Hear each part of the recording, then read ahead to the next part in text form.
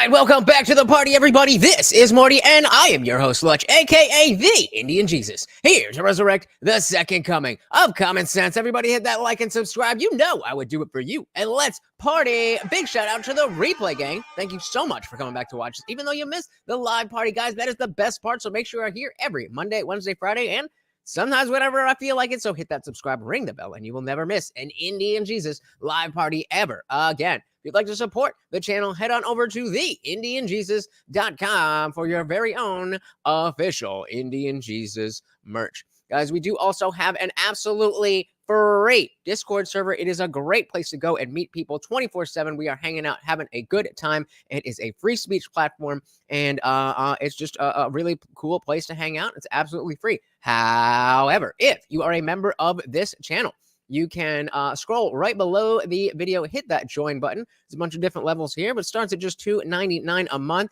Comes with all this good stuff, not only just members only live streams here on YouTube and all that good stuff, but it opens up the full Discord server to you, including the after party. So not only are we able to get beside the YouTube censors, but you are not stuck behind your keyboard. You're actually on screen with me and everybody else. It is a good time. You should come and join us. Big shout out to King Nirvana. Welcome, welcome, welcome to the party.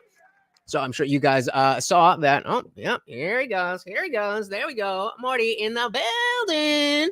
So I'm sure you guys saw that Donald Trump, our big MAGA daddy, was on Lex Fridman. We actually haven't been covering a lot of Lex, but it just so happens that he's had some good guests, and usually his podcasts are like 4 hours long. So the fact that we got Lex in long form with Donald Trump, and it's only an hour, we're going to do the whole thing. I'll put the whole thing in your mouth. As always, guys, if you cannot hear the video, please do let me know. I don't know if you know this, but some people call you a fascist. Yeah, they do. So I figure it's all right to call them a communist. Yeah, they call me a lot worse than I call them. A lot of people listening to this, myself included, that doesn't think that Kamala is a communist. I believe you have to fight fire with fire. Politics is a dirty game. It is a dirty game. It's certainly true. How do you win at that game? They suffer from massive Trump derangement syndrome, TDS, and I don't know if it's curable from their standpoint. I think we'd probably have a better world if everybody in Congress took some mushrooms, perhaps. First of all, medical marijuana has been amazing. It's been... Yo, Mr. Sober Trump saying medical marijuana is good. I've had friends and I've had others and doctors telling me that it's been absolutely amazing. Mm-hmm. The list of clients that went to the island has not been made public. Yeah, it's very interesting, isn't it? Let's do it. Let's do it. The following is a conversation with Donald Trump on the Lex Fridman Podcast. They're getting smaller and smaller. They're getting smaller. Right? I mean, people do respect you more when you have a big camera for some reason. No, it's cool. And about 20 guys that you pay a fortune to, right? All right. Yeah. You said that I like that he puts that in there. Again, just a little slice of like, hey, the cameras are getting smaller and smaller, right? You love winning. And you have won a lot in life. Shout out to Charlie Sheen. Oh my goodness. And yes, guys, I do talk a lot. So if you want to see the interview without my commentary, the description or the link is in the description. But yeah. Imagine that. You said that you love winning. Charlie Sheen. And you have won a lot in life, in real estate, in business, in TV, in politics. So let me start with a mindset, a psychology question. What drives you more, the love of winning or the hate of losing? That's a great question. Maybe equally, maybe both. I don't like losing and I do like winning. Come on, man. That would have been a great moment to really sit and dig deep and get, that's an interesting question. Obviously, you hate losing and love winning. Obviously. That was such a good question, and he just sidestepped it. Come on, man. Yeah, both. I don't like losing and I do like winning. I've never thought of it as to which is more of a driving force. That's why you've been close to a lot of the greats in sport. You think about Tiger Woods, Muhammad Ali. You have people like Michael Jordan, who I think hate losing more than anybody. So what do you learn from those guys? Well, they do have something different. The great champions have something very different, like the sports champions. And, you have champions in other fields, but you see it more readily in sports. You see it over a weekend or you see it during a game. And you see that certain people stand out and they keep just gonna just slow it down a little tiny bit. They keep standing out, but it's there for you. It doesn't take a lifetime to find out that somebody was a winner or a loser. Shout out to Dick's Insider. Welcome, welcome, welcome. Yeah, I would like to see him pick one as well. I thought that was a great question, and it was it was a great question because I want to know. But it was also a good question for Trump because there's no wrong answer. There's no wrong answer. And so you can be honest, you can be transparent, you can let the people into your mindset, and there's no wrong answer. And you just let it slip through your fingers, man. Imagine if you'd spent, 30 seconds. Remember when Elon was on Joe Rogan, and every question, he would just sit there. Well, and like actually think about it. Now, since we've seen him talk publicly, and he doesn't normally talk like that, that was a little weird. But my point is that it would have been interesting to see him stop and think and give the question the time of day instead of just, well, I don't already have the answer. Let's move on to something else. Think about it. He literally said, I'd never thought about it. Okay, then think about it. Shout out to Quam Tech. Welcome, welcome, welcome to the party, sir. Good to see you. And so the sports thing is very interesting, but I play golf with different people, and there's a different mindset among champions. There's really a very different mindset. There's a different thought process. Talent-wise, sometimes you can't tell the difference in talent, but at the end of a weekend, they seem to win. And it's very interesting. Like as an example, Tiger or Jack Nicklaus, he was a phenomenal winner. And he does have a different way about him. And Tiger has a different way about him. And Michael Jordan. And there's never one, you would think that there'd be one way. Arnold Palmer was the nicest guy you'd ever meet. And then you have some champions that aren't really nice. They're just focused on. Like me, I'm a nice guy, but. Doing their job. So you have, there's not one type of person. But the one thing I would say that everybody seems to have in common is they're very driven. They're driven like beyond. They don't seem. Yeah, that was the question. That you're driven, but by which one do you like more? I'm really disappointed in that. I mean, maybe I shouldn't be as disappointed, but I'm really disappointed. Maybe just because it was the first question. Maybe just because it was a softball. Maybe because it was so easy and there was no wrong answer. But like that was a miss. That was a miss. I'm disappointed in that. I'm not gonna go on Twitter and be like, "Oh my God!" But Shout out to John. Welcome, welcome, welcome to the party. Good to see ya. Good to see ya. To give up easily. They don't give up. They don't give up, but they do seem to be, they have a passion that's maybe more than people that don't do as well. You've said that politics is a dirty game. You know what? I just said I'm never going in blind to a thing again, and I have not seen a second of this. But it's Trump, right? It's Trump. It's got to be good. But I'm not taking a side here. So the ones that I definitely can't go blind is when I'm saying this person did this, like this person owns this person or this debate, whatever. But this one, they are talking about the psychology of winning, so I'm good there. But yeah, I am going in blind. I have no idea what is in here, even after I just said I wasn't going to do that. So I mean, he's kind of an awkward. This is, I think awkward is an okay word for Lex. He's a little bit awkward. But we'll see if that falls in line with his brand or if this is particularly awkward. Yeah, Pass. It is a dirty game. It's certainly true. So if it is a game, how do you win at that game? Well, you win at that game by getting the word out and by using sense. You have to have a feeling where it's going. You also have to have a feeling of what's right. You can't necessarily just go what's popular. You have to do what's good for a country if you're talking about countries. But you have to get the word out, and you have to just continuously, like, for instance, you have a great show. You have a great podcast. It's very well watched. And I'm sitting here and I do this. A lot of people see it. And I do other things and a lot of people see that. And I go traditional also. You have traditional television, which is getting a little bit older and maybe less significant. Could be less significant. I don't know. Definitely less significant. But it's changing a lot. The whole plane of platform is changing a lot. It's changed a lot in the last 2-3 years. But from a political standpoint, you have to find out what people are doing, what they're watching, and you have to get it. You have to get on. I just see that these platforms are starting to dominate. Then why aren't you tweeting? Why aren't you tweeting?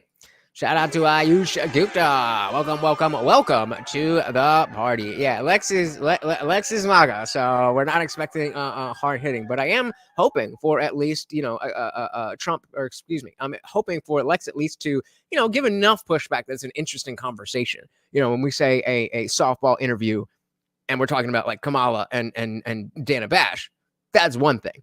I'm hoping this is a little bit more at least interesting than that, even if it is more or less a puff piece.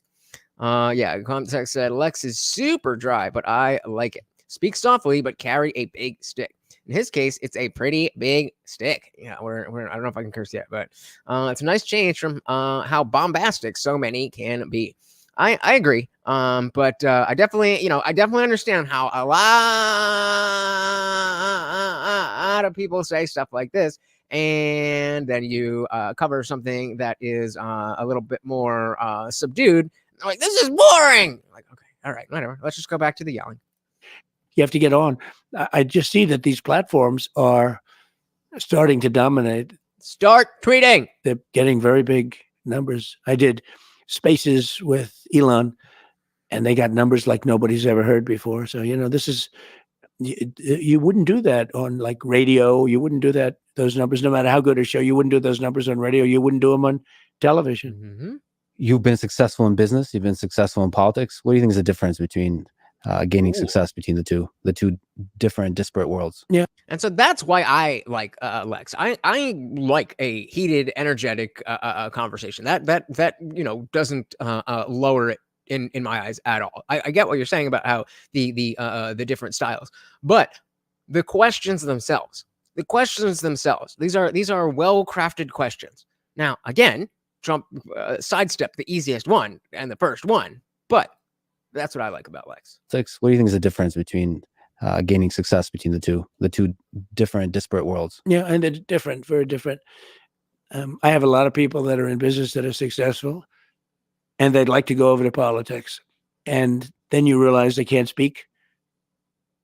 We have 7 votes in the poll for Hell Yeah MAGA, and we have 3 likes. Who's lying? They choke. It's hard to make a speech in front of that. Let's say you're talking about a big audience, but I get very big audiences. And, for many people, it's virtually impossible to get up and speak for an hour and a half and have nobody leave. It's not an easy thing to do. And it's an ability. But I have many people that are very, very successful in business, would love to do what I did. And yet they can't pull the trigger. And in many cases, I don't think it would work. Almost interesting choice of words given the last month, but and yet they can't pull the trigger. And in many cases, I don't think it would work. Almost for everybody, it's not going to work. It's a very tough thing to do. It's a big transition. And now, if you talked about people in the business and politics going into business, likewise, that wouldn't generally work out so well either. It's different talents. It's different skills. I have somebody who wants to go into politics so bad, but he's got a little problem. He's got stage fright. Now, he's a total killer, but if he gets up into a stage in front of people, he doesn't do well, to put it mildly, actually. You're talking about Barron? I mean, he does badly. So you have to be able to make... What? So again, remember the question was, what's the difference between winning in politics and winning in business? Did anybody hear him answer that? Hard decisions like you do in business, but also be able to captivate an audience. Look, if you're a politician, you have to be able to speak in front of large crowds. There are a lot of people can't do that. I've seen it. They can't even think about doing it. And they don't. There are many people in business right now. I could name them, but I don't want to embarrass anybody. They've been talking about running for president for 15 years. And they're very big in business, very well known, actually. I'm sorry, but I love you, Donnie. But did you not talk about running for president for 15 years before you ran? What are we doing here? But it takes guts to run. Like for president, I can tell you it takes guts to run. It's also a very dangerous profession, if you want to know the truth, but dangerous in a different sense too. But it takes a lot of courage to run for president. It's not easy, but you have, and the same people as I do. Ayush said Trump's got a cult of personality. It's not that he's saying something amazing in his long speeches. He's got a few things down, and he brings everything back to those things. And that's all a political speech, especially at like a rally. That's all it's supposed to be, is tie all the ideas together with the reasons why they are good ideas. There are a lot of people that would like to run for president that are very, very successful in business, but they don't have the guts to do it, and they have to give up a lot. Okay, now we're getting into it. Like what? So, okay, the difference is in politics, you have to give up a lot, where in business, you don't have to give up much.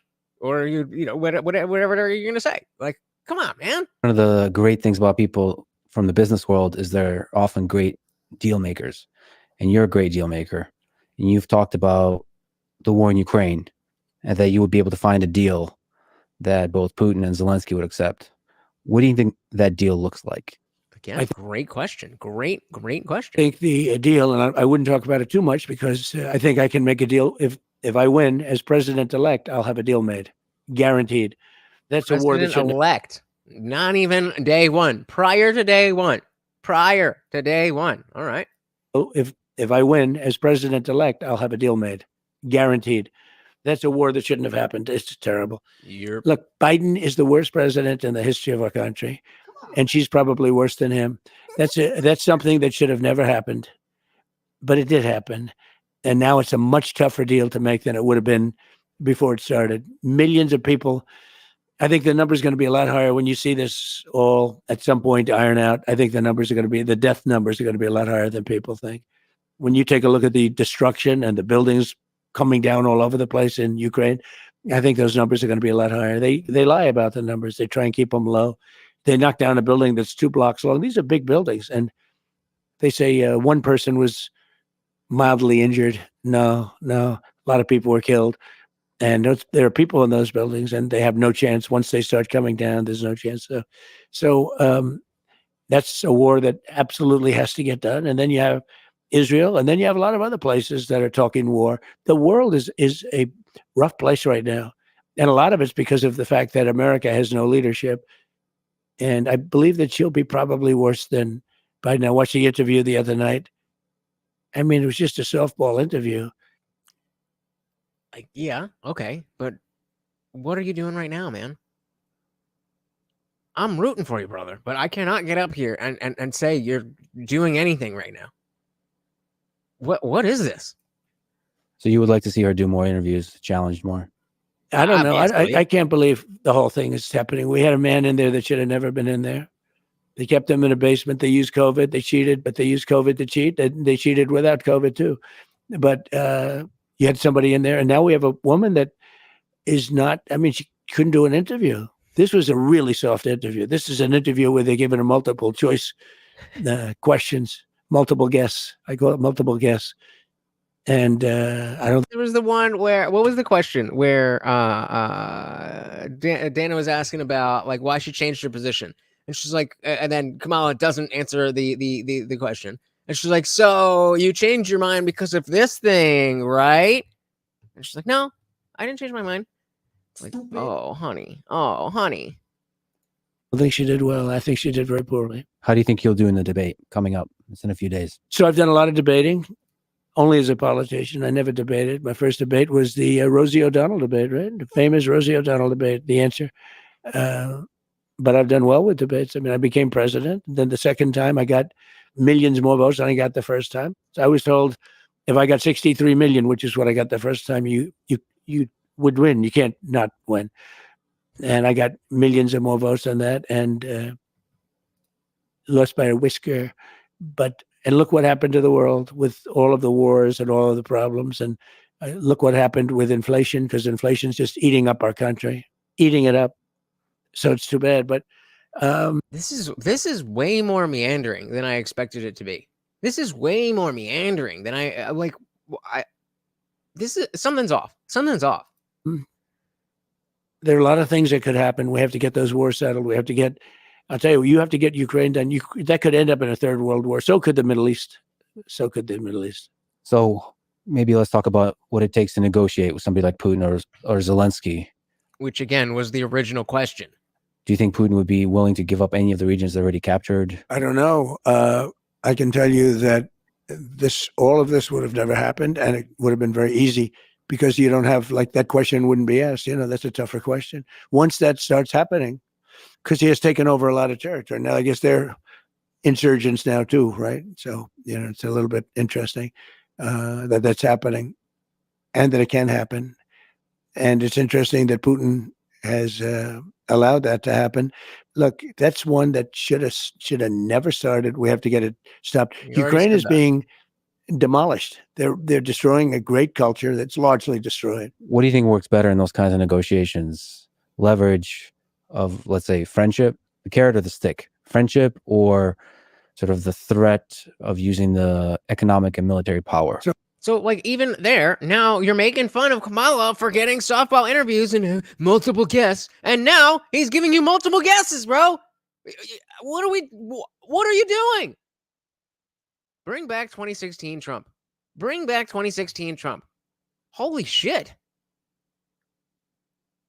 This is why I can't do blind reactions. This is why I can't do So blind it depends reactions. on who the person is. It's everyone's different. What other chapters do we have just to see? So we already did psychology, winning and losing. Politics is a dirty game. Business versus politics. War in Ukraine. Kamala on CNN. And now we're on the debate. And then we get to China, the 2020 election, Project 2025, marijuana, Joe Rogan, division, communism, fascism, power, UFOs and JFK, Epstein, morality and religion, and then Lex AMA. I don't know what that is, but all right. I mean, hopefully, King asks, is Dave right? Has the attempt shook him forever, possibly? I mean, that made a lot of... So, if you're not familiar, Dave Smith has been going around saying that Trump is shook. Trump is shook from the sassy nation. And I think it's very possible. And when you talk about, like, when he was on the Spaces with Elon and he was saying, oh, Secret Service is doing great and they did this and then, like, I can understand why he would, kind of bend the truth a little bit or kind of cozy up to them, even if he doesn't feel that, because they still are in charge of keeping him alive for the rest of his life. But what does that have to do with this? I would be surprised if that specifically is what is like, yes, I agree that it shook him, but like so much so that he doesn't know how to have a conversation anymore. I hope that this is the absolute worst that we see of Trump. It's not as bad as Kamala, but it's bad enough that you could make the argument that this ain't it. And this definitely isn't the Trump of 2016. So, and it's not the Trump of 2020 either. Of using the economic and military power. So it depends on who the person is. It's everyone's different. Negotiation's interesting because it depends on who the person is. And then you have to guess or know through certain knowledge, which is, more important, the carrot or the stick. And like, how many we've been going for 13 minutes. Okay, not too long, but not a single joke. Not a single joke. And with some people, it's the stick, and with some people, it's the carrot. I think that the stick probably is generally more successful in that, we're talking about war. But the kind of destruction that we're witnessing now, nobody's ever seen. I mean, it's a terrible thing. Yeah, so let's just do more war. And we're witnessing it all over. We're witnessing it in all parts of the world. And a lot of things are going to get started. Look what's going on with China. Look at Japan. They're starting to rearm now. They're starting to rearm because China's getting, taking over certain islands. And there's a lot of danger in the war right now in the world. There's a great possibility of World War III. And we better get this thing done fast, because 5 months with people like her and him, he's checked out. He just goes to the beach and thinks he looks good in a bathing suit, which he doesn't. He's been checked out. He's been checked out since he won. He sort of checked out. Hey, look, you can't blame him. That was a coup. They took it over. They took over the presidential deal. The whole presidential thing was taken over in a coup. He had 14 million votes. She had no votes, not one. And nobody thought it was going to be her. Nobody wanted it to be her. She was a joke until 6 weeks ago when they said we're going to have to, politically, they felt they had to pick her. Yeah, as tired as Trump seems, like at least he is putting sentences together. So whatever you're gonna say, this is in no way being like, oh no, we have to be worried about Trump as a president. Not that far. Not that far. And if they didn't pick her, they thought there'd be a problem. I don't know if that's right or not. I actually don't think it's right, but they thought it was right.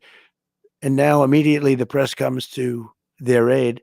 If we can go back to China on negotiation, how do we avoid war with China in the 21st century? And so this is kind of the same question as how do we negotiate with Russia and Ukraine? So let's see if he actually gives any kind. And again, if you want to say, well, I can't give you all the details, that's fine. But that's like the scene in The Office where they're hiring the guy, and Will Arnett comes in. He's like, I got a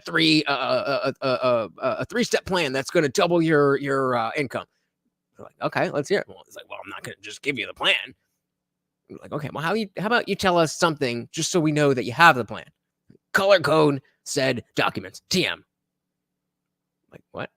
That's part 2 of part. I'm not going to give you a whole part. Like, that's what seems like is going on here. On negotiation, how do we avoid war with China in the 21st century? Well, there are ways now. Here's the problem. If I tell you how, and I'd love to do it, but if I give you a plan, like I have a very exacting plan how to stop Ukraine and Russia, and I have a certain idea, maybe not a plan, but an idea for China, because we're in a lot of trouble. 1-to-1. 1-to-1.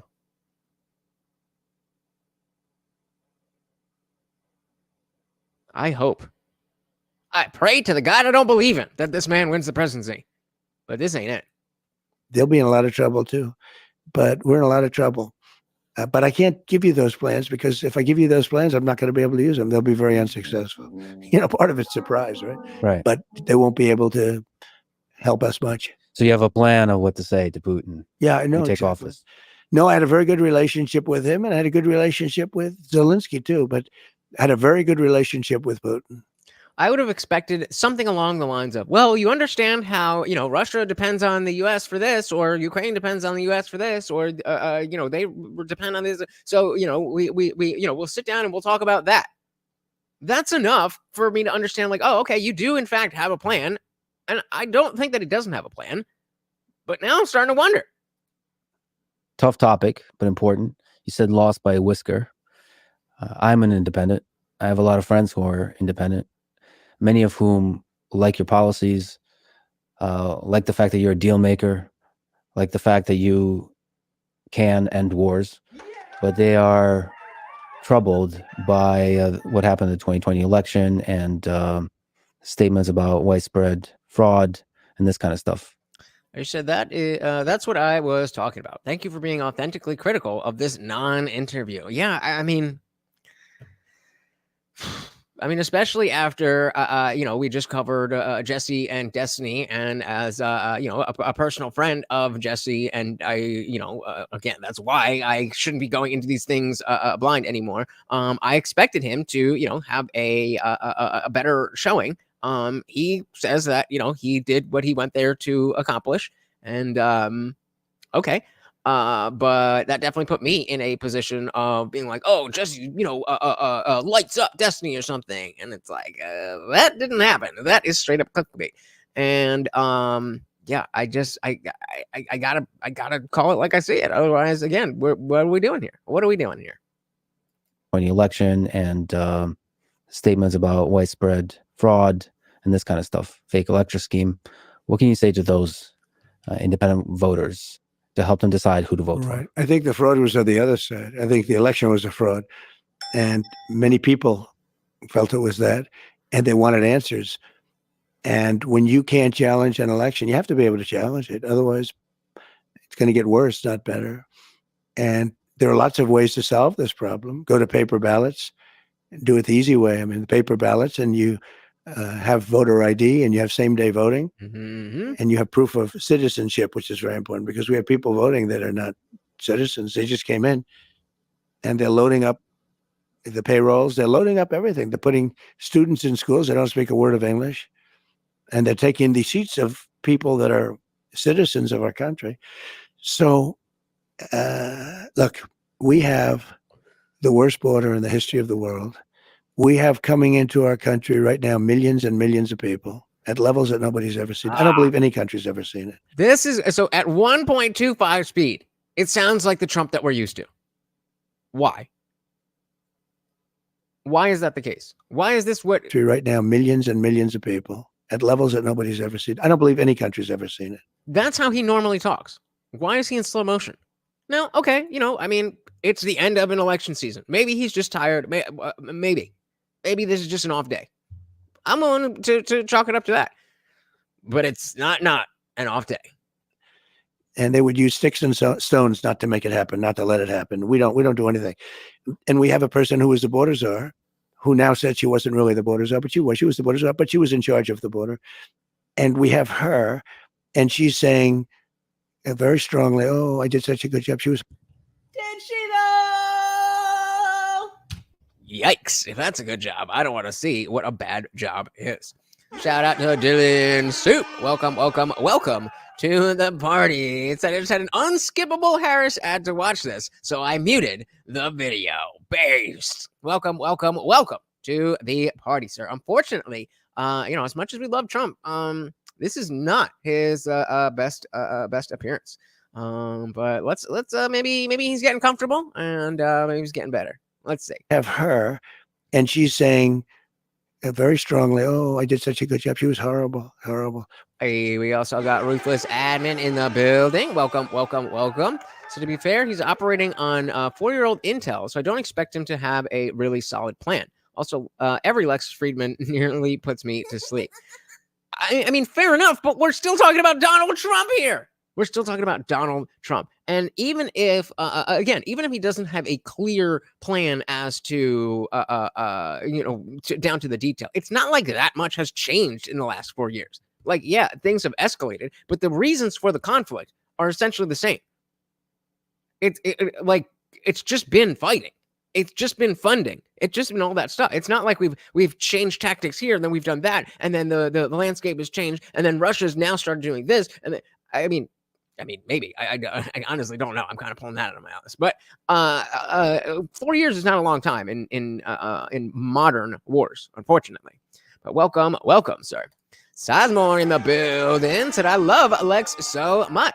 Yeah, usually I have a very high opinion of Lex, and again, this being Donald Trump, I certainly I gave him I'm giving him the same grace that I was giving Tim Pool, that like, okay, it's Trump, like maybe you're not gonna go in there and be like, yeah, but it's just not there. It's just not there. He's just not hitting like Trump hits. You know what I mean? We also got Bon Zeke in the building. Welcome to the party. Said Trump is gonna win. He's putting in a lot of he's put a lot of work in. Going on all those pods is going to win him the election. I think you're right. And that's why I'm willing to say, okay, because he's already done all of that stuff, and like we're getting down to the wire here. Like maybe he is tired. Somebody shot him in the face. So I'm willing to give that grace. But just on its face value, when you're the president, you don't get a day off. You don't get a bad day. Cesar said, "I'd make Trump tell me about the aliens. He's been president already. He has to know the truth." Well, looks like the third to last chapter is UFOs and JFK. So we gonna get there, and because it's not a typical Lex interview and it's not 4 hours, we putting a whole damn thing in your mouth. She's saying very strongly, "Oh, I did such a good job. She was horrible. The harm she's done." But we have people coming in from other countries all over the world, not just South America, and they're coming in from prisons and jails. They're coming in from mental institutions and insane asylums, and they're street criminals. Right off the street, they take them, and they're being given to our country. Drug dealers, human traffickers. We're destroying our country. Shout out to Huge Erection. Welcome, welcome, welcome. Said, let's not forget about Epstein. And that is the chapter right after the UFOs and JFK. Never forget about Epstein. Epstein did not Epstein himself. Welcome, welcome, welcome to the party. To our country, drug dealers, human traffickers, we're destroying our country. This is a sin, what's been allowed to take place over the last 4 years. We're destroying our country. And we'll see how that all works out. But it's not even believable. And now you saw in Aurora, Colorado, a group of very tough young thugs from Venezuela taking over big areas, including buildings. They're taking over buildings. They have their big rifles, but they're taking over buildings. You don't hear the liberals worried about these long, scary guns of military combat, right? No, but they're just people. They're just looking for a better life. We're not going to let this happen. We're not going to let them destroy our country. And in those countries, crime is way down. They're taking them out of their prisons, which is good because good for them. I do the same thing. When he first started saying that, I thought it was like hyperbolic or he was just saying like they're, in general, and they're sending criminals, like some of the people who are coming have been in prison. I didn't understand the degree that, like, no, they're literally saying, you head on over. Wild. By the way, if I ran one of those countries, any country in the world, I would make sure that America has every one of our prisoners. Every one of our criminals would be here. I can't believe they're going so slowly, but some aren't. But they all are doing it. And we can't let that happen. They're emptying out their prisons and their mental institutions into the United States of America. We can't. There it is. Once the Trump hands come out, then he's coming alive. He's coming alive, their prisons and their mental institutions into the United States of America. We can't let that happen. So a lot of people believe that there was some shady stuff that went on with the election, whether it's media bias or big tech. But still, the claim of widespread fraud is the thing that bothers people. Well, I don't focus on the past. I focus on the future. I mean, I talk about. There you go. There you go. That is how you answer that question. For so long, he was harping on 2020, and whether or not regardless of what you believe about that election, that's the position to take. The past is the past, and I'm going to win, so it doesn't really matter. Hugh said Trump is the only answer for America to prosper. Agreed, sir. It's the thing that bothers people. Well, I don't focus on the past. I focus on the future. I mean, I talk about how bad the economy is, how bad inflation is, how bad things like, which is important. Afghanistan was, in my opinion, the most embarrassing thing that's ever happened to our country. And because of that, I think Putin went in. When he said how stupid we were, Putin went in. But it was the most embarrassing moment in the history of our country. I really believe that. But the most embarrassing? It's arguable. Nothing pops into my head nothing else pops in my head when I think of the most embarrassing day for America. I mean, like, Vietnam wasn't great, but like day, maybe. It's the most embarrassing moment in the history of our country. I really believe that. But we left 13 dead soldiers. Think of it, 13 dead soldiers, many soldiers horrifically hurt with arms and legs and everything else gone.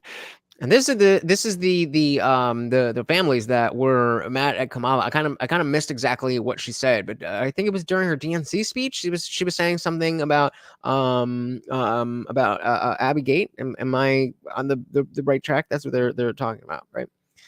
You said we ran like cowards and left billions behind in equipment, and not to mention people, American citizens. We left hostages behind. We left Americans behind. We left military equipment, the likes of which nobody's ever left behind before. Billions and billions of dollars of equipment. They're now selling the equipment. They're one of the largest arms dealers in the world. And very sad, very sad. And we were there for a long time. I was going to get out. We were getting ready to get out. Then we got interrupted by the election. But we would have been out with dignity and strength. We were having. I bet you there's some article somewhere or a YouTube video when somebody's hanging on the phrase interrupted by the election. I bet you somebody has a problem with that. Interrupted by the election, but we would have been out with dignity and strength. We were having very little problem with the Taliban when I was there because they knew it was going to be tough. I dealt with Abdul. Abdul was the leader. Abdul Ghani Baradar. And we got along fine. He understood. But, they were killing a lot of our people before I came down. And when I got there, I spoke to him. I said, can't do it. Don't do it anymore. We went 18 months before this happened. This horrible day happened. We went 18 months and nobody was shot at or killed. What do you think that was, the carrot or the stick in that case in Afghanistan? The stick, definitely. So the the stick. threat of military force. That was the stick, yeah. It doesn't have to be, but that was the stick. Well, let me just linger on the election a little bit more. For this election, it might be a close one. What can we do to avoid the insanity and division of the previous election, whether you win or lose? Again, another great question. Let's see if he can, make something of it. Well, I hope it's not a close one. I mean, I don't know how people can vote for somebody that has destroyed our country. The inflation, the bad economy, but to me, in a way, the worst is what they've allowed to happen at our border, where they've allowed millions of people to come in here from places that you don't want to know about. And I can't believe that there's going to be a close election. We're leading in the polls, and it looks close, but I think in the end, it's not going to be a close election. What do you think is the right way to solve the immigration crisis? Is mass deportation Build the one of the wall. solutions you would think about? Well, you've got to get the criminals out of here fast, right? The people from mental institutions, you got to get them back into their mental institution. No country can afford this. It's just too much money. You look at Ziggs, the only reason they left like that is because the Ukraine Russia conflict was going to start. Yep, they knew it. They knew it. what's happening in New York and Chicago and Like Afghanistan, that's so last week. LA and lots of places. And you take a look at what's happening. There's no country can afford this. We can't afford it. And we've got to get the bad ones out immediately. And the rest have to be worked on. It's happened before. Dwight Eisenhower. Again, worked on. What do you mean worked on? Bad ones out immediately. And the rest have to be worked on. It's happened before. Dwight Eisenhower was sort of a moderate president, moderate type person. But he hated when he saw people pouring into the country. And they were. Nothing like now. I probably got elected in 2016 because of the border. And I told people what was happening and they understood it. And I won the election. And I won the election, I think, because of the border. Our border is 25 times worse right now than it was in 2016. I had it fixed. I had it the last week of the famous chart that I put up was exactly that, Hey, shout out to Dixon Cider. I was just thinking the same thing. Indeed, Morty is hungry. Thank you, thank you, thank you so very, very much. And of course, that makes you, sir, the new sponsor of the stream. Thank you, thank you, thank you so very, very much, sir. Hell yeah. Morty loves it too. Thank you, thank you, thank you. The last week of the famous chart that I put up was exactly that. The chart. When I looked to the right, I said, there's the chart. That was not a pleasant experience. But the chart that I put up said, and that was done by Border Patrol, that was the lowest number that we've ever had come into our country in recorded history. And we have to get it back to that again. We will. Shout out again, Dixon Cider. Thank you, thank you, thank you so very, very much, sir. Bonzig said Dems wanted their own war. Afghanistan was a republic operation. I mean, I don't know. I mean, I think it's just they needed a new flavor of the week because they're getting paid either way. At that level, at the military industrial complex level, they're all on the same team. So I don't know if that's what it is, but they certainly had their sights on Ukraine. That is very, very clear. Recorded history. I actually haven't gotten a good look at this this chart here. So just take a little look. So if we get this, so we're looking at the years here, okay, and the amount of illegal immigration. Biden world record illegal immigrants, many from prisons, mental institutions, also terrorists.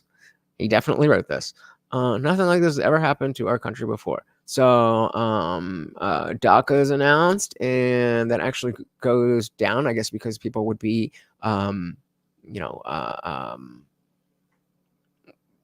legitimized or something. But then we see a big spike. Then we get in 2015 when the Obama Detention Center, and look, goes way down. Some of the laws being reinterpreted. We got this. Then in 2017. A big drop. Now, as soon as you know the what am I trying to say? As soon as the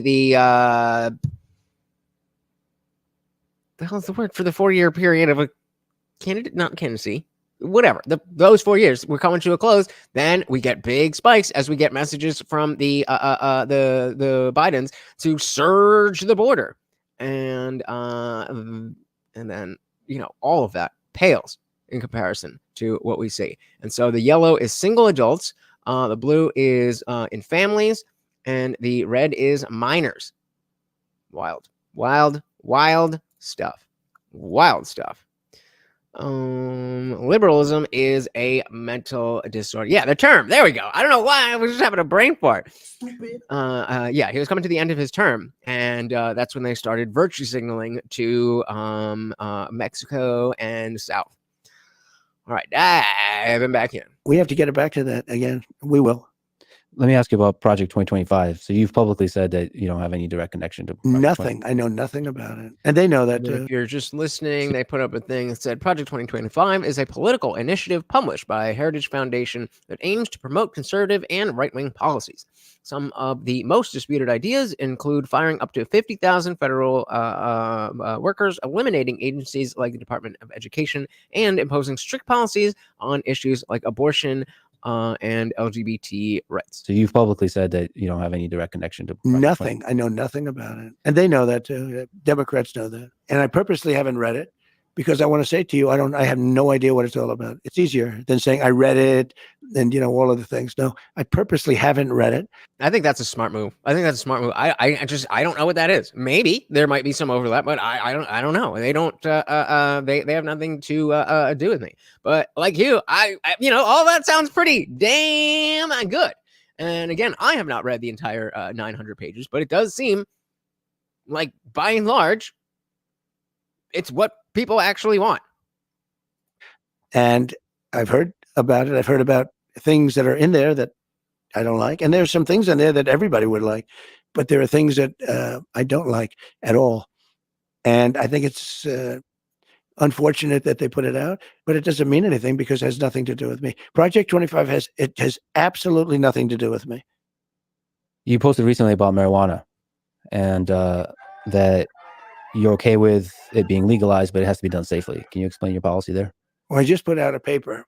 Let's see, first of all, this is big. This is big. Are you one of the old fuddy-duddy GOP type Republicans, or are you the start, the pioneer of the new right? Let's see. Medical marijuana has been amazing. It's been, I've had friends and I've had others and doctors telling me that it's been absolutely amazing, the medical marijuana.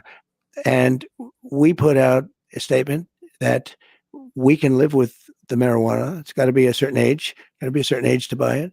It's got to be done in a very concerted, lawful way.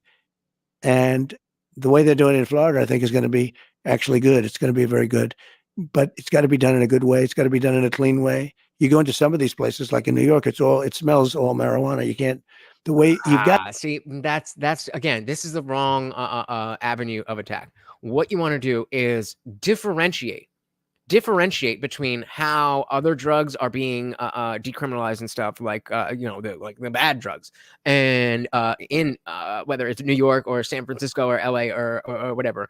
And we can't do it like that. I understand the issues with legalizing stuff like this or enabling people to use this stuff. We can't do it like that, but that doesn't mean that marijuana is bad or something along those lines. I don't think this is the right angle. You go into some of these places, like in New York, it smells all marijuana. You can't, the way you've got to have a system where there's control. And I think the way they've done it in Florida is very good. Yeah, that's the big concern when it comes to the odors of New York City. It's marijuana. Not quite. Do you know anything about psychedelics?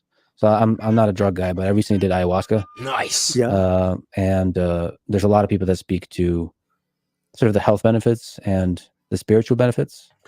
He said, I need to be on the Trump campaign. Hey, Trump guys, MAGA, hit me up. I will do it. I will do whatever you need me to do. Whatever you need me to do. Dick's Insider said, quote, I think I think that it should be used safely, but I don't want government getting in the way. This is the point that he needs to be driving home. Bingo. Exactly.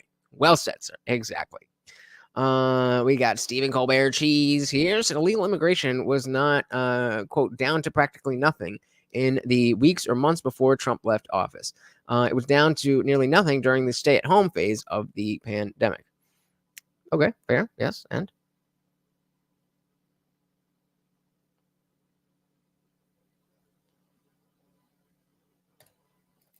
There's a lot of people that speak to sort of the health benefits and the spiritual benefits of these different psychedelics. Mm-hmm. I think we'd probably have a better world if everybody in Congress took some mushrooms, perhaps. Yes. Now I know you don't. You stay with, and Trump included, from all of that stuff. I know also veterans use it for dealing with PTSD and all that kind of stuff. So it's great, and it's interesting that you're thinking about being more accepting of some of these drugs, which don't just have a recreational purpose, but a medical purpose, a treatment purpose. Well, and again, I think the way to attack this is to be able to say that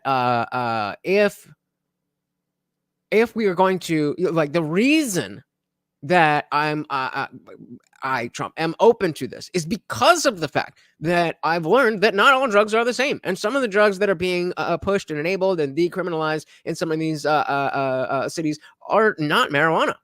But when it comes to marijuana, or when it comes to psilocybin, then those are different things. And if we don't take the time to understand what those are, then we're hurting the American people, or something like that. That is what we're talking about. Not unless you are a mod. Yeah, there's, that's a dangerous business, because then, if somebody posts a shitty link, like, to something that'll get my channel taken down, and it's below, like, right when there's another, like, let's say you post a legit link, and I go to click on it, and right at the moment that I go to click, somebody else posts, like, a P-Hub link or something, and I click that, it shows up.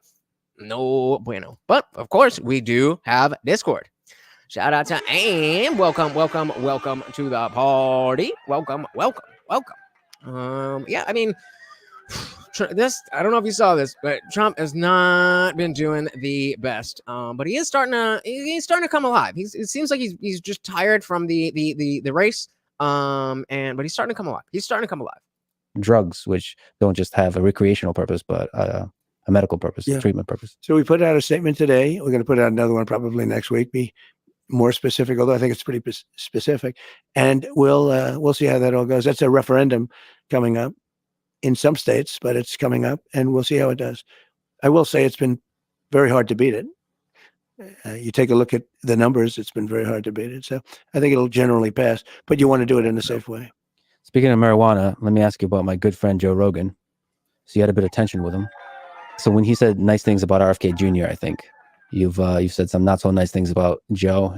So Donald J. Trump on Truth Social. It will be interesting to see how loudly Joe Rogan gets booed next time he enters the UFC ring. Question mark. MAGA 2024. Bit of a miss there. Bonzig said it's like there's a switch happening where Dems are like neocons and the right are more liberal now. Yup. Agreed. So you said Lex is horrible with political interviews. The Cenk interview was good, but not because of any Lex pushback. Well, again, this is not that's not really his style. Like the point is for Lex is more to, like, just let the people talk. He's not really interested in exactly. That's not what the show is. And that, if you don't like it, then that's fine, but that's not what it is. So he's not failing by not hitting that. I think that was a bit unfair. And as a fan of Joe, I would love to see you do his podcast, because he is legit the greatest conversationalist in the world. So what's the story behind the tension? I don't think there was any tension. And then why did you tweet that or truth that? I've always liked him, but I don't know him. I mean, I only see him when I walk into the arena with Dana, and I shake his hand. I see him there, and then why are you talking he's shit? Good at what he does, but I don't know about doing his podcast. I mean, I guess I'd do it, but I haven't been asked, and I'm not asking them. I'm not asking anybody. It sounds like I don't think he's gonna win the. I don't know if it's a battle, but there's a little tip, and I think you good, bro. Please do not throw up in my lap. You good? Oh, don't throw up in my... Yeah, go on the floor and throw up. You okay? What's going on? Sorry. Yeah, I wouldn't call it a battle, but, you know, he called him out, and that's no bueno. Yeah, I think it was shit talking, and I don't think that I don't think that either of them are like. It's not that it's gone too far that either of them they can't, you know, just be like whatever, we cool. You know what I mean? Shout out to Sarah Marie. Welcome to the party. Said linking weed to Rogan in such a smooth speaking of way. A good segue there. Welcome to Sarah Marie. He said Rogan's been an asshole to Trump for years. Has he? I mean, he's always been in the position of I don't like you know, this, that, or the other. But has he been an asshole to Trump? I don't remember that. Yep. So was I. It's like a challenge. I haven't been asked, and I'm not asking them, you know. Rogan did not back Biden. That did not happen. I'm not asking anybody. It sounds like a challenging negotiation situation. No, it's not. It's not really a negotiation. And he's sort of a liberal guy, I guess, you know, from what I understand. But he likes Kennedy. This was found this out before Kennedy came in with us. He's going to be great. Bobby's going to be great. Yeah, right. Joe Rogan's like, I like RFK. And Trump's like, how dare you? He's like, you know what? I like RFK. But I like that he likes Kennedy. Well, okay. What do you mean? What are we saying when we say backed? Did he vote for him? Did he tell other people to vote for him? Or did he just say that, you know, hey, Trump's wild and, you know, Biden would be, you know, like normalcy or something like that? That's not backing Biden. Kennedy came in with us. He's going to be great. Bobby's going to be great. But I like that he likes Kennedy. I do too. You know, he's a different kind of a guy, but he's got some. All right, let's see. Come on back up here. You good? All right, Bubba. There we go. I don't know what happened, but I think you're good. So, Joe Rogan, I'll use your words. Backs Biden.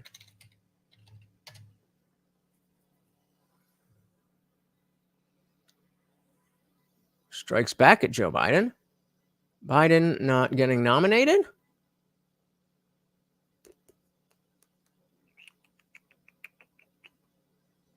Trump would destroy Biden in a fight.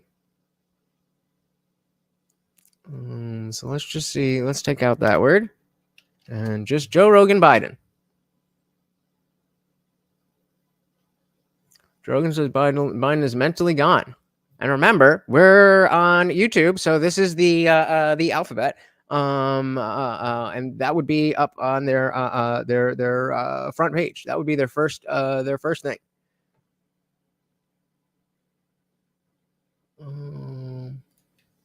In 2018, okay.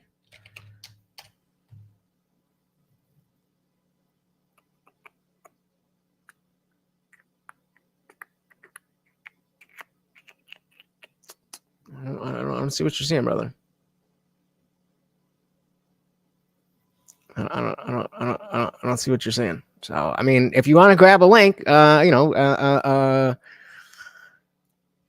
you could ask one of the mods to post it. But yeah, Rogan was roasting Biden way before 2020. So I don't know. I'm open to it. You know, I'm open to it. If you have the clip, then I'll play it. But I don't remember that at all happening. And back then, I was following Rogan pretty closely, so I think I would have remembered. But I've been wrong before, and I will be wrong again.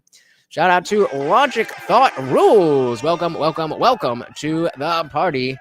Trump 20 to 24 years in prison. All right. That's a good one. Steven said both Rogan and Lex are as good as their guests. The few times they have legit science, philosophy, history, politics guests, it will likely be a worthwhile discussion. Yep.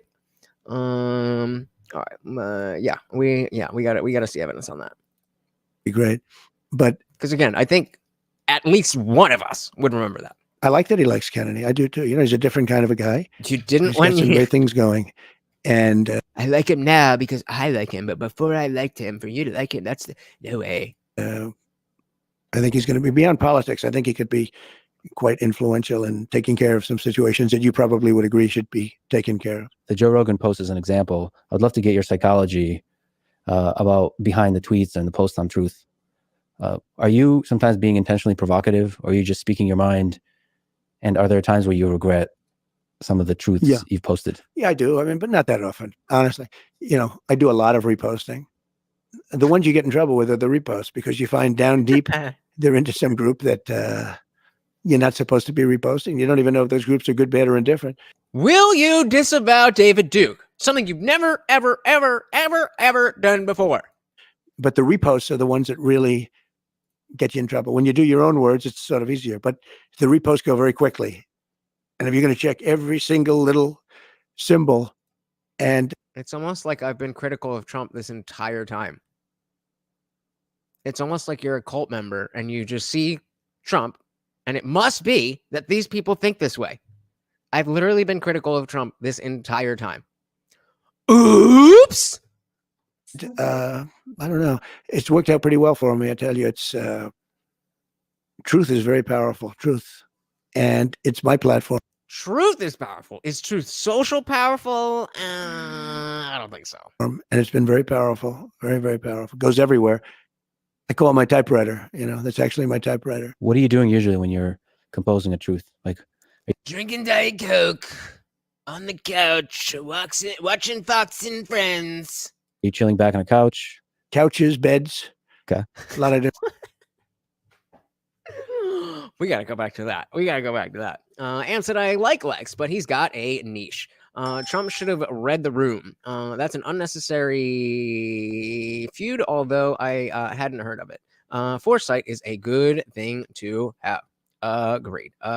And yeah. Yep. Like I said, I hope this is the absolute worst that we see of Trump, like ever. Like this is comparatively pretty bad. And again, at the end of an election cycle, maybe he legit is tired. Fair enough. But you got to be on always. And he's come a little bit more alive, but not a great interview, even though it is a softball interview. So wait. I asked him, what are you usually doing when you're composing a truth? Just sitting on the bed? And he's like, well, couches, beds, chairs, all kinds of sittings, the best types of sittings. Oh, God, what do we got? Logic Thought Rules said, the crazy thing is that evangelicals are still supporting Trump after he said he has never asked God for forgiveness in his life. Maybe he's just perfect. I don't know. I'm an atheist, so barking up the wrong tree there. It is at 125. Yeah, that's exactly right before you got here. That's exactly what I said, because I had it at 1.1, and I was just like, oh my God, he just sounds like, bleh. And then I put it up to 1.25, and I'm like, this is what they normally sound like. That's exactly what I said. 4 years with the hyena. Trump does have to up his game, tired or not. Agreed. And again, fair. He does a rally every other day. Fair. But don't do that if you can't do that. It's not my fault that you set up 100 days worth of shit when you only have 98 days worth of shit in you. You know what I mean? That's part of understanding, planning ahead, rationing resources like your energy. That's part of what it takes to be a president. And I can, as a person, I can understand why you might be tired at this point. But as an American who is looking at a failing country, that's not good enough. Dixon said, Trump's at his best when he has an adversary. He's not really able to take shots here. I think that's a good point. I think that I don't know if that's a good thing about him. I think you're right, but I think this is a flaw. And I think the ability to have those, refreshing, not combative types of conversations, I think those are important. And so if you need to be adversarial in order to be on, I don't know if that's a good thing, but I do think you are right. I do think you are right. Hugh said Rogan played for the Hollywood Pals Hugh said Rogan played for the Hollywood Pals till CNN called him out for ivermectin. Then he switched to more of the right side. Yeah, that didn't happen.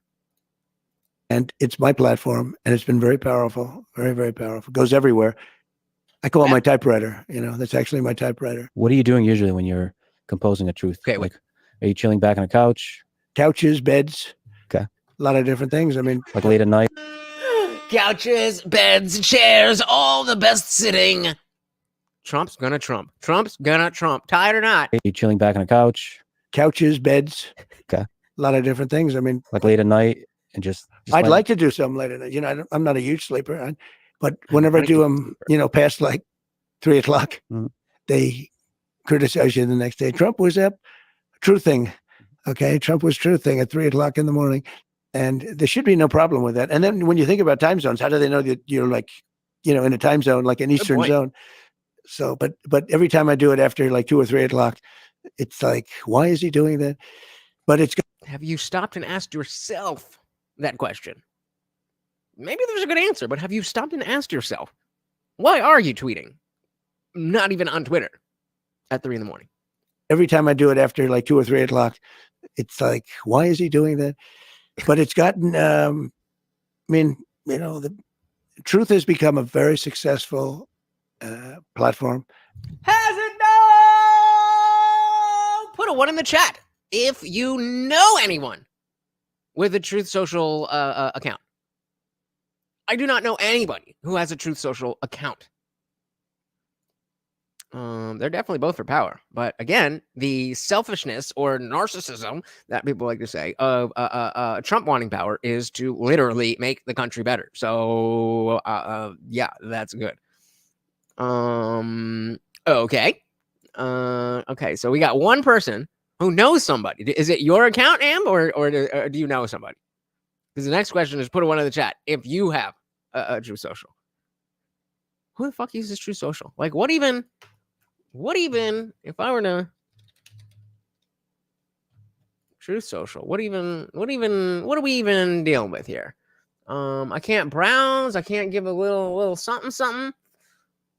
Yeah, I'm not doing that. I don't care. I was hoping I'd be able to not your account. Yep. Say no, like not successful, bro. Take the L. Get back on Twitter.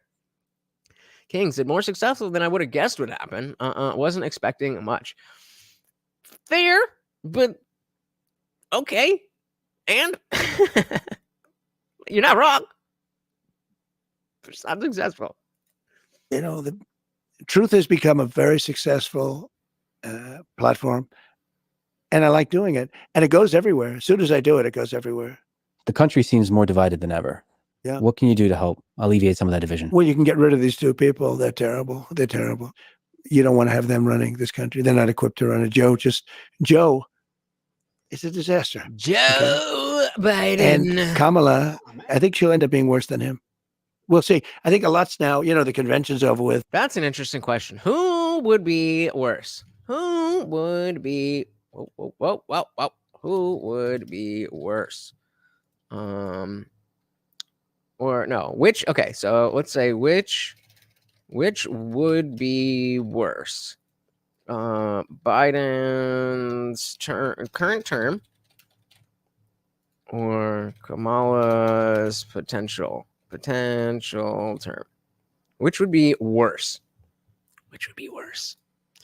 Ann said, my friend says it's nothing. It's not anxiety inducing. Well, is that because it's an echo chamber? Like, I mean, I can't imagine that you're seeing much else on Truth Social except yay Trump. Which, I mean, I'm yay Trump, but that's it. I don't know. I mean, in the same way, I definitely both are worse.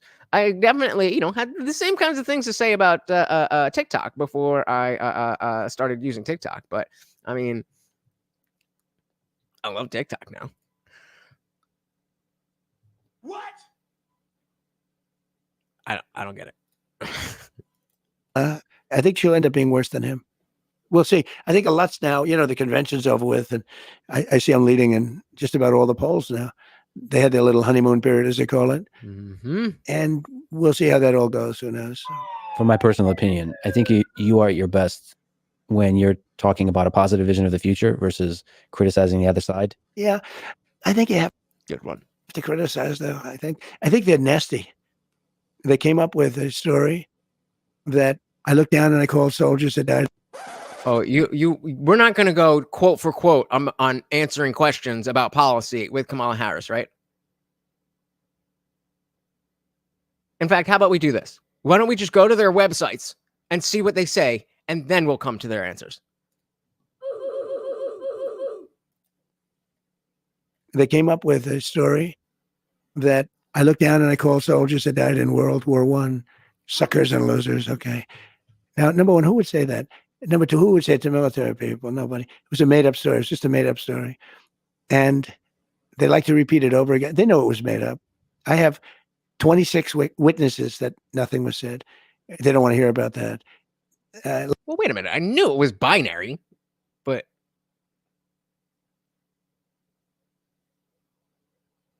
is that you're saying? Gotcha. Okay, right over my head. I got it, but I didn't get it. Right over my head. Right over my head. 26 witnesses. Do you expect the Fed to lower interest rates next month? I have no idea. I have no idea. I am the wrong person to ask that question. They like to repeat it over again. They know it was made up. I have 26 witnesses that nothing was said. They don't want to hear about that. Like she lied on McDonald's. She said that she worked at McDonald's. It's not a big lie, but it's a big lie. It's so, they just went and they checked.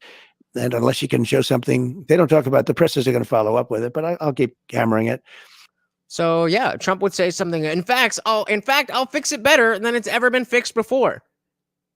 But then he does it.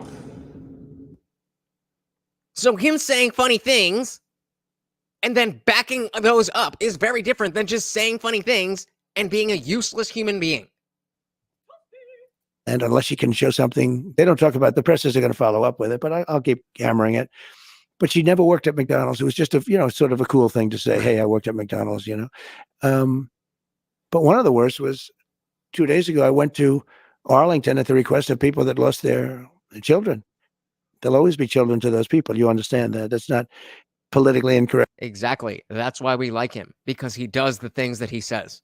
I'm glad you're understanding now that we want a politician who's going to say that they're going to do a good thing and then do that good thing.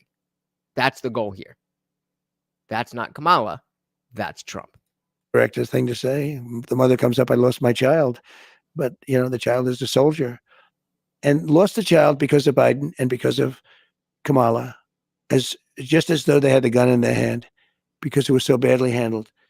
It should have been done at Bagram, which is the big air base. It shouldn't have been done at a small little airport right in the middle of town where people stormed it. It was a true disaster. And they asked me if I'd come and celebrate with them 3 years. 3 years. They died 3 years ago. And I said, I'm going to try. I got to know them because I brought them here, actually. One night, they almost all came here. And they said, I wonder if Trump will actually come and see us. I heard they were here. I came, so we stayed for like 4 hours listening to music up on a deck right upstairs. Beautiful. And they were great people. So they called me over the last couple of weeks and they said, we're going to have a reunion, our 3-year reunion. Would you be able to come? And it was very hard for me to do it logistically, but I said, I'll get it done. And I got there and we had a beautiful time. I didn't run away. I didn't just walk in, shake hands and walk out like people do. And I wasn't looking at my watch like Joe Biden does. And it was amazing. So I did it for them. I didn't do it for me. I don't need the publicity. Again, name one policy from Kamala Harris. Show me one document from her office that has one policy on it. You can't, you don't have the legs to stand on for that argument. I agree with you. But it's still better than Kamala's interview. This is at least an hour long. Kamala's was 18 minutes and the recording was 40. So she not only sat down with her vice president, but they could only eke out 18 minutes. And most of that was Dana asking the same questions over and over. I don't know how, I don't get how, this is like going to the Yankees in the World Series, and then being the biggest Mets fan and be like, oh well, see, that pitch wasn't perfect. Like, weren't you eliminated like 6 months ago? Except with Kamala, it was like 5 years. Not one vote. It was amazing. So I did it for them. I didn't do it for me. I don't need the publicity. I mean, I get more publicity probably than anybody. Oh, so you're just sitting out, or you're voting, you're not voting for Trump, or you're just talking shit.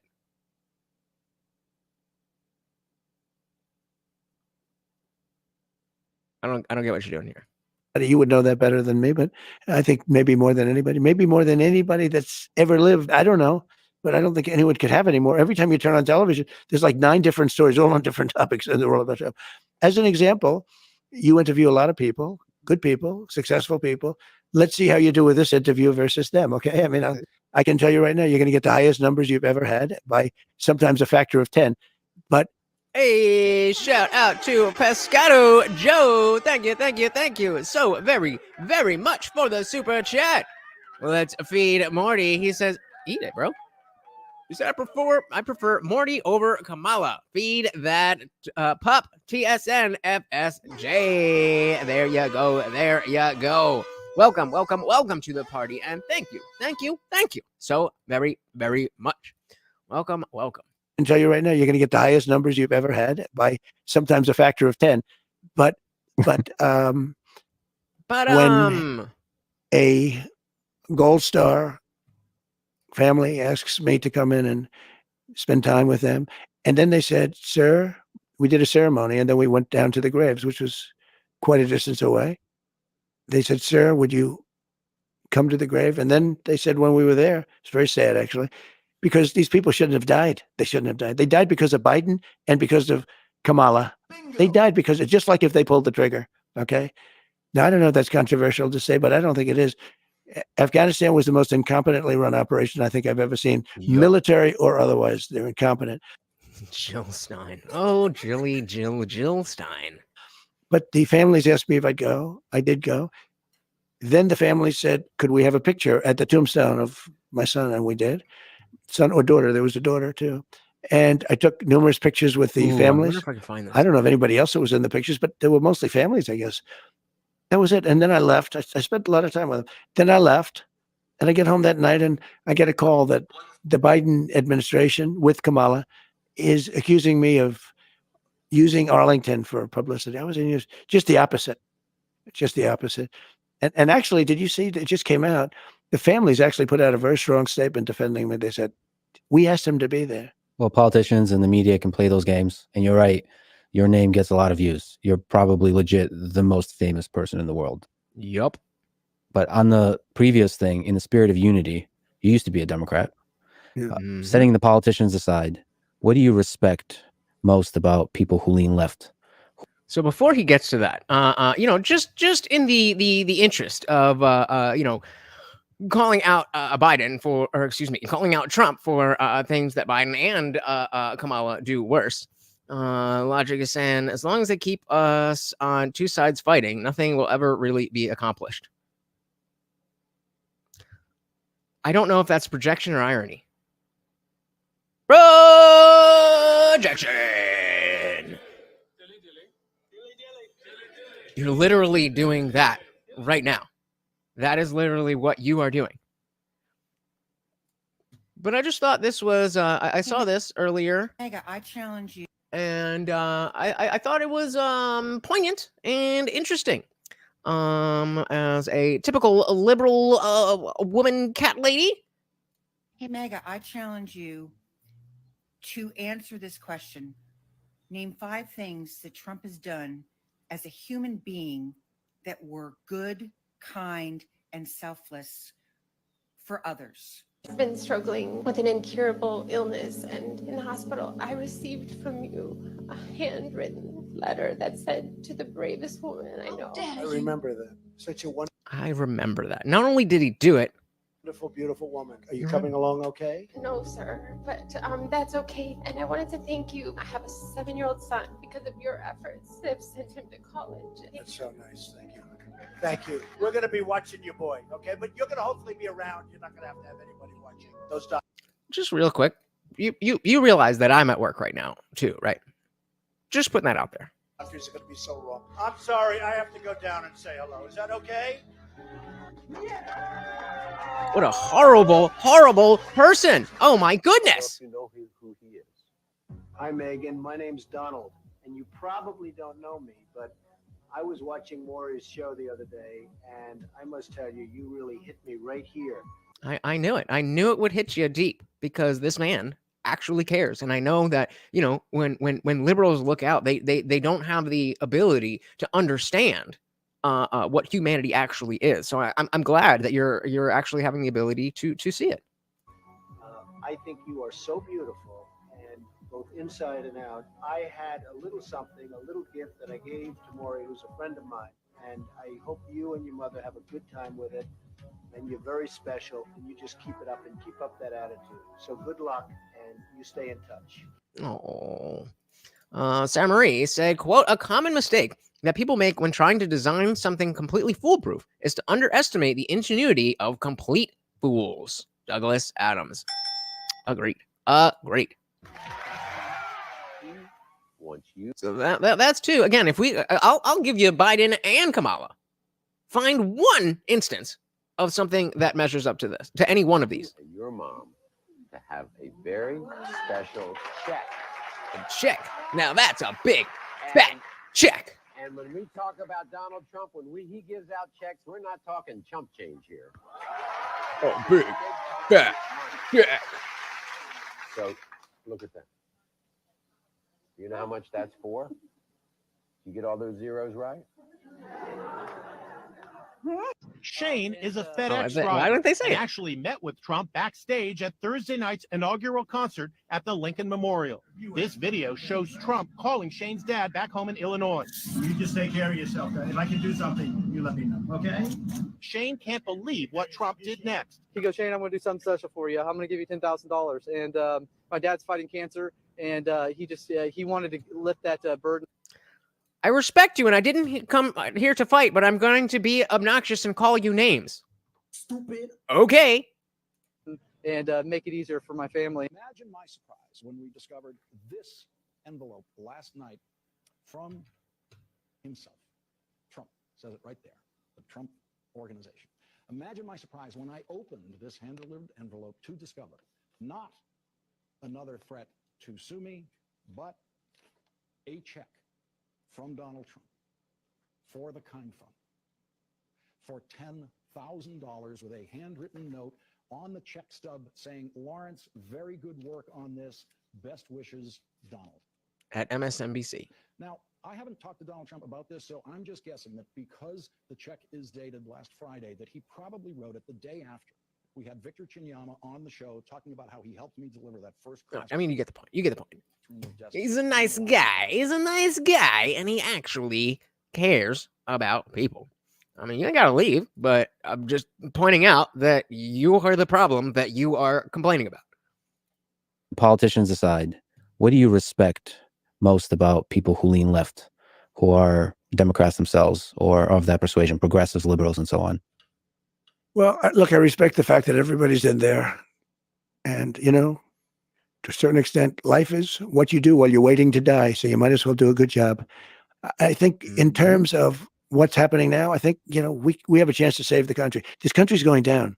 Yup. And I called it with Venezuela. I called it with a lot of different countries. And I didn't believe him. I called him racist, and I called him all of these things, and he was right. And this country is going down. If we don't win this election, the election coming up on November 5th is the most important election this country's ever had. Because if we don't win it, I don't know that there'll be another election. And it's going to be a communist country or close. And there's a lot of people listening to this, myself included, that doesn't think that Kamala is a communist. What do you guys think? Don't cheat. Just put a number. What? How many views do you think this got? So it's from a few days ago. I think 3 days ago. Just what do you think off the top of your head? How many views do you think this got? Self included, that doesn't think that Kamala is a communist. Well, she's a Marxist. Her father's a Marxist, That's right. and she's It's a advocating. little unusual. She's advocating for some policies that are. Seems like a distinction without a difference when we're talking about not being, in favor of capitalism, whether Marxism. I mean, so Dixon said 4 million. King said 1.4 million. Okay, so we're definitely over a million so far. Let's see. We got C Chops. Welcome to the party. Said, hey, Jesus, hi, Morty. He is right here. He said, hello. Patch Adams once sent me 2 crisp $100 bills and a handwritten letter after hearing about one of my projects long time ago. Well, man, what a good guy. So Sarah Marie's coming in low. She said 500K. Let's get one more guess. And then let's see. Don't go look. Don't go cheat. Just type a number. All right. We got Bonzigs at 2.8 million. So let's see. I wish I had a drum roll thing. 4.5 million views. Hold on. I'm trying to do 4.5 million views. God damn. 4.5 million. That's wild. That is wild. Because somebody was that Ayush? Yeah, Ayush. This interview didn't get the highest numbers. I mean, there's definitely numbers higher than 4.5 million, but that's a pretty high number. You were damn close. Definitely a very small percentage. A very, very small percentage. If you've ever seen the back end of YouTube videos, any YouTube video, the let's say 90% of the views are there at the beginning, and then 30 seconds later, most of them are gone. So, but I mean, it's still a metric that we can use as long as we apply that across every video. Logic, I thought was so Trump couldn't fix the border in 4 years in office, yet you believe he will fix it this time. Yes, because last time he didn't know how to be a politician, and he had the wrong people around him, and he already got a lot built, but he was pushed back by the Democrats and the Republicans. So this time it's different. I just told you. Just hit the back button a few times, and it's going to be different people, different circumstances, different Congress, and different candidate on the other side. So her father's a Marxist. Is that a bro? That definitely seemed you know what? No, nope. That Kamala is a communist. Well, she's a Marxist. Her father's a Marxist. That's right. And she's advocating. It's a little unusual. She's advocating for some policies that are towards the direction of democratic socialism, let's say. But there's a lot of people that kind of know the way government works, and they say, well, none of those policies are going to actually come to reality. It's just being used during the campaign to, groceries are too expensive. We need them cheaper. So let's talk about price controls, and that's never going to come to reality. It could come to reality. Look, I was going to say, let's not say it can't happen, because we've seen a lot of shit that we never thought would happen, both good and bad, in the recent years. So let's never say never. So we need them cheaper. So let's talk about price controls, and that's never going to come to reality. It could come to reality. Look, I mean, she came out with price control. It's been tried like 121 different times at different places over the years, and it's never worked once. It leads to communism. It leads to socialism. It leads to having no food on the shelves, and it leads to tremendous inflation. It's just a bad idea. Whenever we use terms like communism for her, and I don't know if you know this, but some people call you a fascist. Yeah, they do. So I figure it's all right to call them a communist. Yeah, they call me a lot worse than I call them. They do indeed. Yeah. I think this makes sense, though, because people want to go through a source they trust. So when you're saying 10K, is this going on his channel? Does he?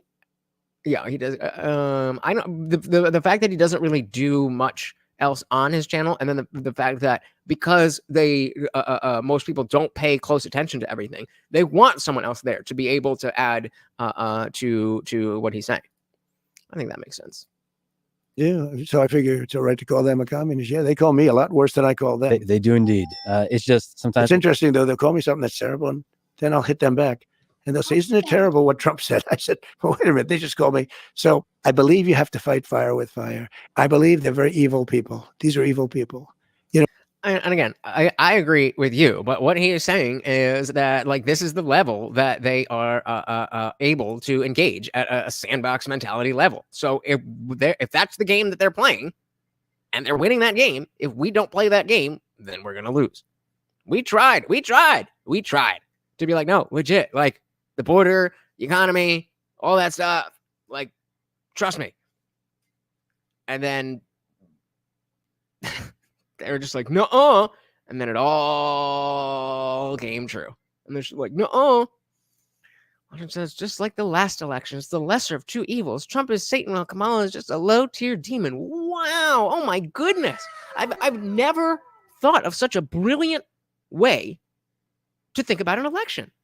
Like there's two evils, and you're going for the lesser because they're both bad. Wow. You're brilliant. Logic. That is some that now I see why your name starts with logic, because that's brilliant. I mean, wow. Like the two evils, and then the lesser, which is still Trump, but okay. Believe you have to fight fire with fire. I believe they're very evil people. These are evil people. We have an enemy from the outside, and we have an enemy from within. And in my opinion, the enemy from within are radical left lunatics. Yup. And I think you have to fight back. Whenever there's a lot of fighting, fire with fire, it's too easy to forget that there's a middle of America that is that's moderate and kind of sees the good in both sides and just likes one side more than the other in terms of policies. Like I said. Okay, so Harris policy info. First-time homebuyers could receive $25,000 tax credit. No, thank you. Capital gains tax of 28%. No, thank you. A pitch more than 10 points lower than what Biden has proposed. Hey, that sounds good, but we'll see. And kind of sees the good in both sides and just likes one side more than the other in terms of policies. Like I said, there's a lot of people that like your policies, that like your skill in being able to negotiate and end wars. And they don't see the impending destruction of America. We had no wars when I was president. That's a big thing. Not since 78 years has that happened. But we had no wars when I was president. We defeated ISIS, but that was a war that was started that we weren't anywhere near defeating. But think of it, I had no wars. And Viktor Orban, the prime minister of Hungary, said the world has to have Trump back. Oh, no worries. I'll just screenshot this right now with all the other people who are like, wait till November. And then we're going to have an entire show of all you guys just eating shit. Because everybody was afraid of Trump. Now, that's what he said. So I'm not using that term, but I think they respected me. But he said China was afraid, Russia was afraid, everybody was afraid. And I don't care what word they use. Probably that's even a better word if you want to know the truth. But let's use the word respect. They had respect for me. They had respect for the country. I mean, I ended the Nord Stream 2 pipeline, the Russian pipeline. Nobody else could have done that. I ended it. It was done. Then Biden comes in and he approved it. So we're defending Germany and these other countries for peanuts compared to what it's worth. And they're paying the person we're defending them against billions and billions of dollars for energy. I said, how does that work? Energy. And we had it out with them and it worked out good. And they paid hundreds of billions of dollars. Or you wouldn't even have a NATO right now. You wouldn't have NATO if it wasn't for me. As the leader of the United States, you were the most powerful man in the world. As you mentioned, not only the most famous, but the most powerful. And if you become leader again, you will have unprecedented power. Oh, I'll be here, baby. I will be here. I ain't going nowhere. Hey, shout out to our boy Unwanted Foe. Welcome to the party. Said, speaking of peanuts, we doing better than that. We got freeze-dried carrots, and he loves them. I'm surprised at how much he loves them, but he loves them. Thank you. So very, very much, sir, and welcome. Always good to see you. Most powerful. And if you become leader again, you will have unprecedented power. Just on your own personal psychology, what does that power do to you? Is there any threat of it corrupting how you see the world? No, I don't think so. Look, I've been there for 4 years. I could have done a big number on Hillary Clinton. I thought it looked terrible to take the president's wife and put her in prison. She's so lucky. I didn't do anything. She's so lucky. Hillary Do it now. When you win, do it now. is a lucky woman because I had a lot of people pushing me to. They wanted to see something, Lock but her I had. up. I could have done something very bad. I thought it looked so bad. Think of it. You have the president of the United States, and you also had Secretary of State, right? She was. But you're going to put the president's wife in prison? And yet when I got out there, they have all these hoaxes. Damn, no defense for Morty? No defense for Morty in the chat. All right. They're all hoaxes. But they have all these dishonest hoaxes, just like they did in the past with Russia. That was a hoax. The 51 different, agencies or agents, that was a hoax. The whole thing was a hoax. There was so many hoaxes and scams. But I didn't want to put her in jail. And I didn't. And I explained it to people. They say, lock her up. It doesn't. We won. I said, we don't want to put her in jail. We want to bring the country together. I want to bring the country together. You don't bring the country together by putting her in jail. But then when I got out, they went to work on me. It's amazing. And they suffer from massive Trump derangement syndrome, TDS. And I don't know if it's curable from their standpoint. A lot of people are very interested in For the honor of my goddamn dog, your overlord. But you gave a super chat, so you're good. footage of UFOs. The Pentagon has released a few videos, and there's been anecdotal reports from fighter pilots. So a lot of people want to know, will you help push the Pentagon to release more footage, which a lot of people claim is available? Oh, yeah, sure. I'll do that. I would do that. I'd love to do that. I'm sorry, I completely missed that. What did you say? So a lot of people want to know, will you help push the Pentagon to release more footage, which a lot of people claim is available? Oh, we into the we getting into the UFO, JFK, and Jeffrey Epstein. Let's do it. Will you help push the Pentagon to release more footage, which a lot of people claim is available? Oh, yeah, sure. I'll do that. I would do that. I'd love to do that. I have to do that. But they also are pushing me on Kennedy. And I did release a lot, but I had people come to me and beg me not to do it. But I'll be doing that very early on. But I would do that. There's a moment where you had some hesitation about Epstein, releasing some of the documents on Epstein. Why the hesitation? I don't think I'm not involved. I never went to his island. Okay, so release the information. Fortunately. Or is he saying when they were releasing the information? But a lot of people did. Why do you think so many smart, powerful people allowed him to get so close? He was a good salesman. He was, was a hale and hearty type of guy. Shout out to Zippy DSM Lee in the building. Welcome to the party. Good to see you, brother. Very, very, very good to see you. He had some nice assets that he'd throw around, like islands. But a lot of big people went to that island. Yeah, right. What else do you need to see? You see Tulsi, RFK, and Trump, and you see Dick Cheney, the Bushes, and Kamala. Pretty easy choice there. Shout out to Ashley Sanders. Welcome. Said, I'm teaching my kids that voting for a candidate who is found guilty of felonies, liable for sexual abuse, and is out on bail for $200,000 is the right thing to do. It's not shameful. Right. Exactly. Correct. Glad we're on the same page. Because, unconvicted felonies are way better than convicted felonies that aren't actually felonies. What was the felony? Can you name the felony? You can't name the felony because there wasn't one, but good job. Islands. But a lot of big people went to that island. But fortunately, I was not one of them. It's just very strange for a lot of people that the list of clients that went to the island has not been made public. Yeah, it's very interesting, isn't it? Probably will be, by the way. Probably. So if you were able to, you'll be... Yeah, I'd certainly take... Name the crime. Go look at it. Now, Kennedy's interesting because it's so many years ago. They do that for danger, too, because, endangers certain people, et cetera, et cetera. So Kennedy is very different from the Epstein thing. But, yeah, I'd be inclined to do the Epstein. I'd have no problem with it. Yeah, that's the point. That's great to That's why it's precisely that. How can we make this guy a convicted felon? We'll just say that things that are not convicted that are not felonies for him are felonies. So the fact that he is convicted felon just means that they say they don't like him. Convicted felon and orange man bad are exactly the same thing in this context. The Epstein thing. But yeah, I'd be inclined to do the Epstein. I'd have no problem with it. That's great to hear. You think it's a novel situation for a president to pay off a porn star, and that's the level of corruption?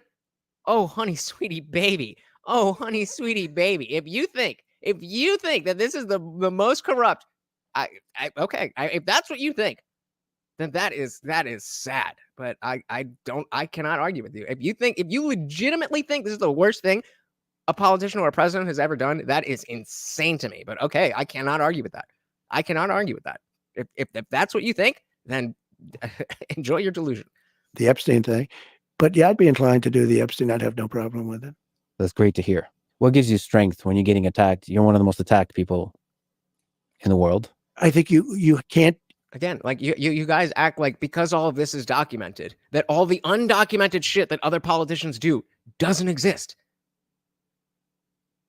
And you act as if because he did this stuff that are not like, again, we're not talking about violent crimes. We're not talking about, anything like that. As if they're all not in the same fucking boat. And the logic, the one who's, there's no difference. They're the same thing. Now, okay, it's fine. So let me know what it is. You put that in the chat. Go ahead and put it in the chat, and I'll be wrong. Oh my goodness! Zippy DSM Lee! Oh my goodness! With the $10 Rumble rant. Let's give him a double up in there. Thank you so very, very much. Oh, well, there you go. See, I told you he likes him. He loves him. Thank you so very, very much, sir. Much appreciated. Wanted Bo said, I'm far more concerned about the politicians that were involved in Epstein's Island than any two adults consenting to sex. Duh! But they're not convicted, so they're okay. It's totally fine because they're not convicted. Stupid. Getting attacked. You're one of the most attacked people in the world. I think you can't care that Yes, that's in the Constitution. Do you have an issue with the Constitution? much. I know people that care so much about everything, like what people are saying. You can't care too much because you end up choking. One of the tragic things about life is that it ends. How often do you think about your death? Are you afraid of it? I mean, after last month, how can you not? I have a friend who's very, very successful, and he's in his 80s, mid 80s, and he has been the exact same. Apparently, you can. No, actually, there was a crime, but there was no felony. There were misdemeanors that were bumped up to felonies. So again, if you can name the felony, then I will apologize to you. You said it's in the court documents, so just pull up the court documents and tell me what the felony that was committed. Just do it, and then you win. And he's in his 80s, mid 80s, and he asked me the exact same question.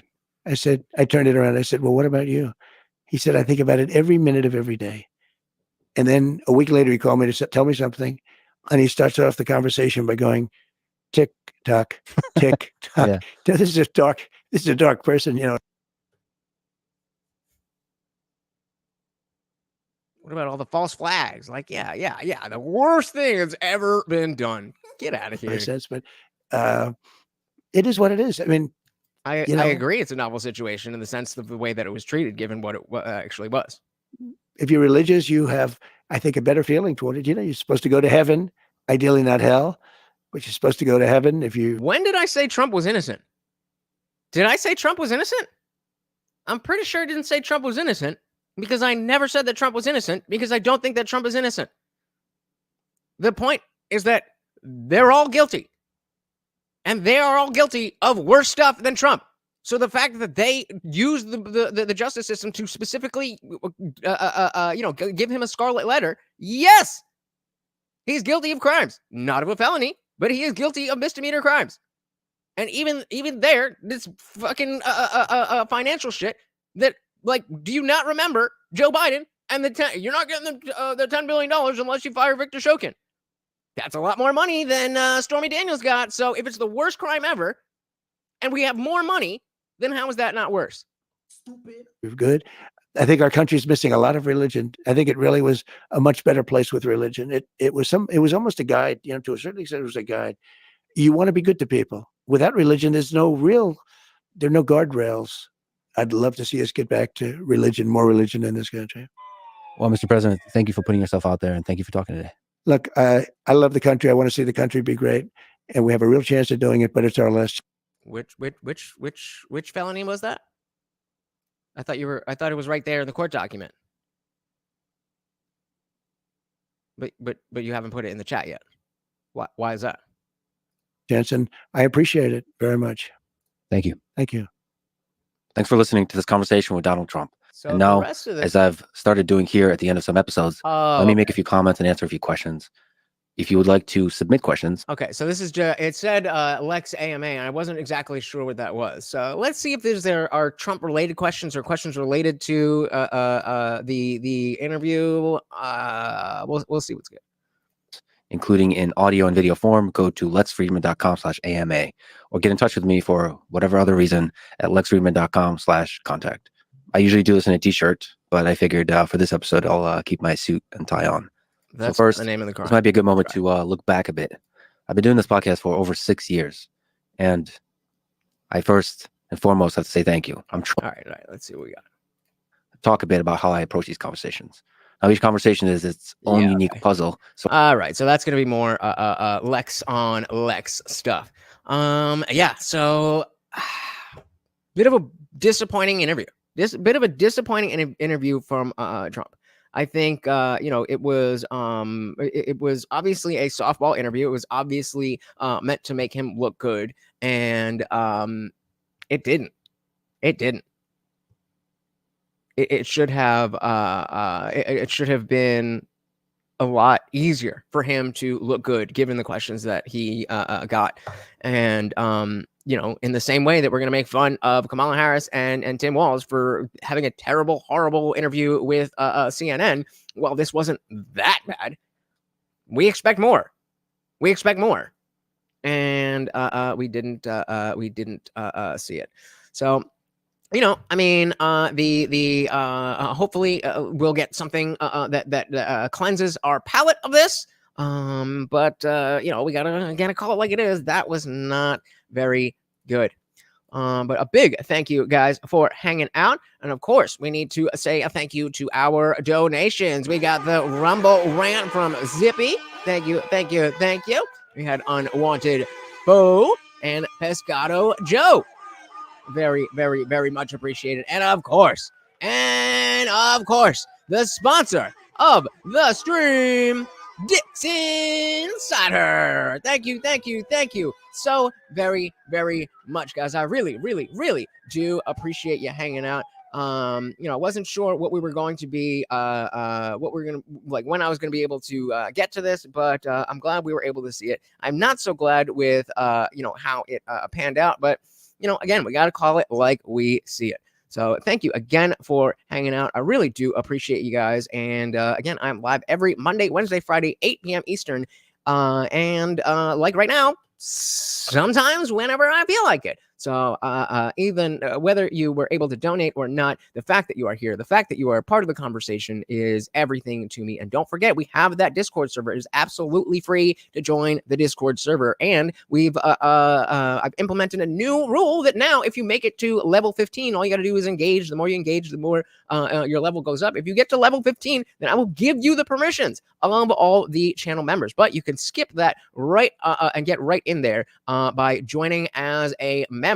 Remember, if you just scroll right below this video, there's that join button right there. There's a bunch of different tiers, and but it just starts at $2.99 a month, and we got my members only live streams here on YouTube. And of course, every Monday, Wednesday, Friday stream comes with an after party. So as soon as we are done here, we head over there. We don't have to worry about the YouTube censors, and you are not stuck behind your keyboard. You are actually on screen with me and everybody else. Guys, it is a great time. Definitely come and join us. Once again, guys, I have been your host, Lutch, aka the Indian Jesus. here to resurrect the second coming of common sense. Until next time, guys, we are out of here. Peace.